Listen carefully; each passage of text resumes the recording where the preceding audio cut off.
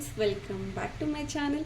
So friends, ಇವತ್ತಿನ ಒಂದು reading ನಿಮ್ಮ ಪರ್ಸನ್ ಅವರ ಕರೆಂಟ್ ಎನರ್ಜೀಸ್ ನಿಮಗೋಸ್ಕರ ಏನು ಅನ್ನೋದ್ರ ಬಗ್ಗೆ ಆಗಿರುತ್ತೆ. ನಿಮ್ಮ ಪರ್ಸನ್ ನಿಮ್ಮ ಬಗ್ಗೆ ಏನು ಹೇಳಬೇಕು ಅಂದ್ಕೊಳ್ತಾ ಇದ್ದಾರೆ, ಏನು ಫೀಲ್ ಮಾಡ್ತಾ ಇದ್ದಾರೆ, ಏನೆಲ್ಲ ಚೇಂಜಸ್ ಆಗೋದಿದೆ ನಿಮ್ಮ ಒಂದು ಪ್ರೀತಿಯಲ್ಲಿ ಅಂತ ನೋಡೋಣ. ಈ ಒಂದು ರೀಡಿಂಗ್ ಸ್ಪೆಷಲಿ ನೋ ಕಾಂಟ್ಯಾಕ್ಟಲ್ಲಿ ಯಾರಿದ್ದೀರಾ ಅವರಿಗೋಸ್ಕರ ಈ ಒಂದು ರೀಡಿಂಗ್ ಆಗಿರುತ್ತೆ. ಸಪ್ರೇಷನ್ನಲ್ಲಿ ಯಾರಿದ್ದೀರಾ, ಬ್ರೇಕಪ್ ಸಿಚುವೇಷನಲ್ಲಿ ಯಾರಿದ್ದೀರಾ ಅವ್ರಿಗೋಸ್ಕರ ಈ ಒಂದು ರೀಡಿಂಗ್ ಆಗಿರುತ್ತೆ. ಸೊ ವಿಡಿಯೋ ಜನರಲ್ ಆಗಿರುತ್ತೆ, ಕಲೆಕ್ಟಿವ್ ಆಗಿರುತ್ತೆ. ನಿಮ್ಮ ಜೊತೆ ರೆಸನೇಟ್ ಆದರೆ ಮಾತ್ರ ತೊಗೊಳ್ಳಿ. ಹಾಗೆ ಟೈಮ್ಲೆಸ್ ಆಗಿರುತ್ತೆ. ಯಾವಾಗ ಸ್ಕ್ರೀನ್ ಮೇಲೆ ನೋಡ್ತೀರಾ ಆವಾಗ ಇದು ನಿಮಗೆ ರೆಸನೇಟ್ ಆಗುವಂಥದ್ದು. ಯಾರಿಗೆಲ್ಲ ಪರ್ಸ್ನಲ್ ರೀಡಿಂಗ್ ಬೇಕು ಡಿಸ್ಕ್ರಿಪ್ಷನಲ್ಲಿ ಇರುವಂತಹ ನಂಬರ್ಗೆ ನೀವು ಕಾಂಟ್ಯಾಕ್ಟ್ ಮಾಡಬಹುದು.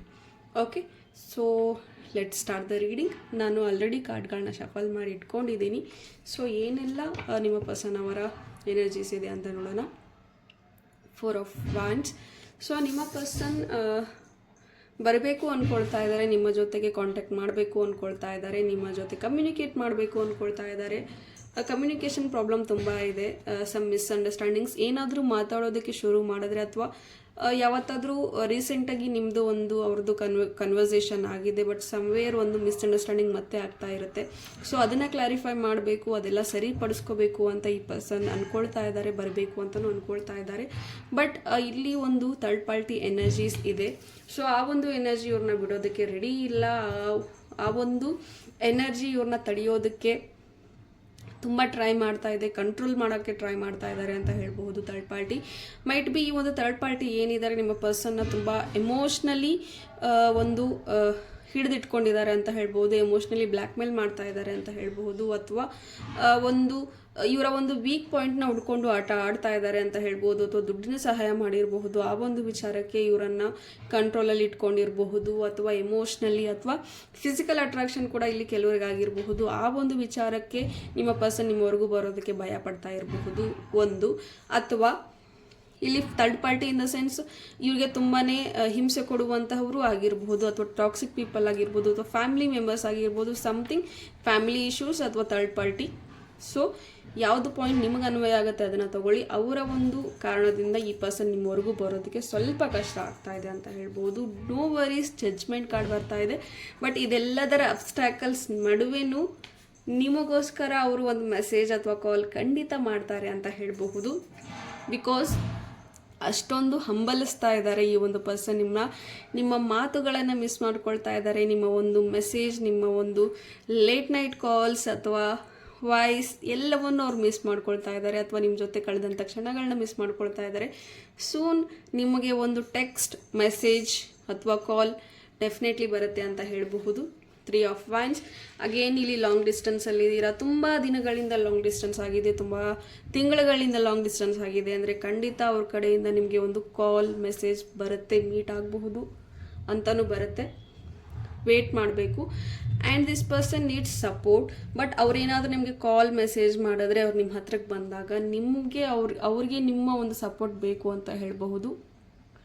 ಓಕೆ, ಸೊ ಯಾವ ರೀತಿ ಸಪೋರ್ಟ್ ಮೈಟ್ ಬಿ ಒಂದು ಪರ್ಸನ್ಗೆ ನಿಮ್ಮ ಸಪೋರ್ಟ್ ಅಲ್ಲದೆ ಕೆಲವೊಂದಷ್ಟು ಫಿನಾನ್ಷಿಯಲ್ ಸಪೋರ್ಟ್ ಕೂಡ ತುಂಬ ನೀಡಿದೆ ಅಂತ ಹೇಳ್ಬೋದು. ಫಿನಾನ್ಷಿಯಲ್ ನೀಡ್ ಇವ್ರಿಗೆ ಇದೆ ಅಂತ ಹೇಳ್ಬೋದು. ಸಮ್ ಲಾಸಸ್ ಇವರು ಫಿನಾನ್ಷಿಯಲಿ ಕೂಡ ಅನುಭವಿಸ್ತಾ ಇದ್ದಾರೆ. ಆ್ಯಸ್ ನೌ ಇವರ ಬಿಸ್ನೆಸ್ ಲಾಸ್ ಆಗಿರ್ಬೋದು, ಕೆಲಸ ಹೋಗಿರ್ಬೋದು, ಸಾಲ ಜಾಸ್ತಿ ಆಗಿರ್ಬೋದು.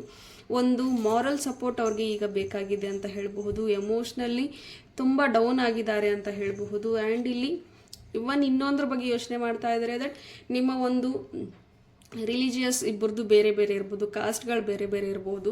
ಸೊ ಫ್ಯಾಮಿಲಿ ಒಪ್ಕೊಳ್ತಾ ಇಲ್ಲ, ಆ ಒಂದು ಥಿಂಕಿಂಗ್ ತುಂಬ ಮಾಡ್ತಾ ಇದ್ದಾರೆ ಅಂತ ಹೇಳ್ಬೋದು. ಅದ್ರ ಬಗ್ಗೆ ತುಂಬ ಓವರ್ ಥಿಂಕ್ ಮಾಡ್ತಾ ಇದ್ದಾರೆ ಅಂತ ಹೇಳ್ಬೋದು. ಆ್ಯಂಡ್ ಇಲ್ಲಿ ಪೇಜ್ ಆಫ್ ಕಪ್ಸ್ ಬಂದಿದೆ. ಆ್ಯಂಡ್ ಈ ಪರ್ಸನ್ ತುಂಬಾ ಮನಸ್ಸಲ್ಲಿ ಇಟ್ಕೊಂಡಿದ್ದಾರೆ, ತುಂಬ ಭಾವನೆಗಳನ್ನು ಮನಸ್ಸಲ್ಲಿ ಇಟ್ಕೊಂಡಿದ್ದಾರೆ, ತುಂಬ ಆಸೆಗಳನ್ನ ಮನಸ್ಸಲ್ಲಿ ಇಟ್ಕೊಂಡಿದ್ದಾರೆ. ಅದನ್ನೆಲ್ಲವನ್ನು ಶೇರ್ ಮಾಡಬೇಕು ಅಂದ್ಕೊಳ್ತಾ ಇದ್ದಾರೆ ಈ ಒಂದು ಪರ್ಸನ್. ಆ್ಯಂಡ್ ಇಲ್ಲಿ ನೀವೇನಾದರೂ ಮ್ಯಾನಿಫೆಸ್ಟೇಷನ್ಸ್ ಮಾಡ್ತಾ ಇದ್ದೀರಾ, ರೆಮಿಡೀಸ್ ಮಾಡ್ತಾ ಇದ್ದೀರಾ ಥರ್ಡ್ ಪಾರ್ಟಿ ಹೋಗೋದಕ್ಕೆ, ಬಟ್ ಸ್ಟಿಲ್ ಯಾವುದೂ ವರ್ಕ್ ಆಗ್ತಾ ಇಲ್ಲ ಅಂತ ಗಿವ್ ಅಪ್ ಮಾಡ್ತಾ ಇದ್ದರೆ ಗಿವ್ ಅಪ್ ಮಾಡಬೇಡಿ. ನಿಮ್ಮ ಒಂದು ಮ್ಯಾನಿಫೆಸ್ಟೇಷನ್ಸ್ ಏನಿದೆ, ನಿಮ್ಮ ಒಂದು ಹೀಲಿಂಗ್ ಪ್ರೊಸೆಸ್ ಏನಿದೆ, ಇದು ಒಂದು ಟೆಸ್ಟ್ ಮುಖಾಂತರ ನಿಮಗೆ ಒಂದು ಟೆಸ್ಟ್ ಅನ್ನೋ ರೀತಿ ತೊಗೋಬೋದು.